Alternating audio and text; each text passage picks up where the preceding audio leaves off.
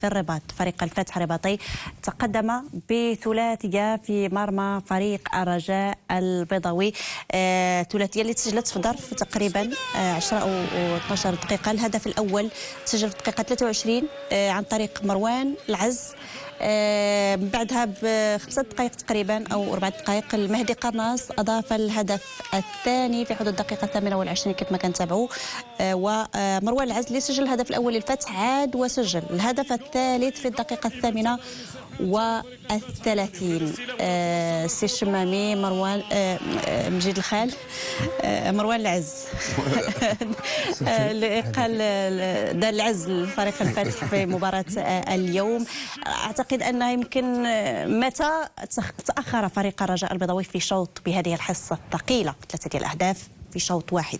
ربما يمكن عمرها ما كانت على الاقل هذا الموسم، رغم انه البدايه كانت بدايه متعثره. بدايه ديالو يعني كانت متعثره، ولا عمره ما كان بهذه الصفه. حتى فريق الفتح الرياضي لم يكن له يعني في شوط واحد يسجل 3 أهداف في الحصه وفي واحد الظرف وجيز. فتنظن بانه المستوى اللي ظهر به فريق الرجاء الرياضي في الديربي والمباريات اللي لعبهم يعني في كاس عصبات الابطال، فتنظن بانه ربما نقولوا هذه النتيجه مفاجئه.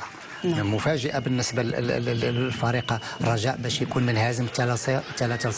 يمكن اكبر المتشائمين من جمهور الرجاء ما كانش يتوقع هذا السقوط ب3 ديال الاهداف. كيف ما قلتي مفاجئه جدا يعني في شوط واحد ان فريق الرجاء يتاخر ب3 ديال الاهداف. وحتى الاداء اعتقد ان هذا من الاسوء ربما. اداء جيد، وحتى تسجيل الاهداف على الحارس الزنيتي بهالطريقه. نعم، كان الفريق ما كانش ربما رده الفعل ديالو ما كانش. هنا نشوفوا هذه الكفره هذه، لانه بكل صراحه فتنظن مباغته الحارس ومباغته فريق الرجاء الرياضي من طرف فريق الفتح الرياضي. بكل صراحه فتح الرياضي هذا لا يعني بانه فريق الفتح الرياضي راه ما عندوش المستوى باش ينتصر على الرجاء.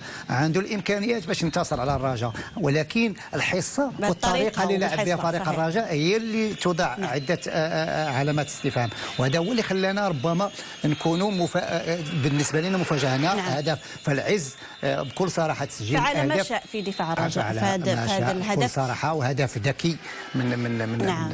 مجيد الخال، هل هو ربما التاثر الذهني البدني المعنوي بالنسبه لفريق الرجاء من بعد مباراه الديربي هو اللي خلانا نشوفوا هذه الصوره ديال فريق الرجاء البيضاوي في هذا الشوط على الاقل يعني وكأن الفريق غائب؟ نقدر نتفق معك في هذه النقطه، زائد التركيز الجيد ديال لاعبي الفتح باش نعطيهم القيمه ديالهم، لانه فاش شفنا الاهداف الاول والثالث من غير ضربه ثابته، فكاين واحد الاستخلاص ديال الكره في المنطقه ديال فريق الرجاء الرياضي والتحول السريع.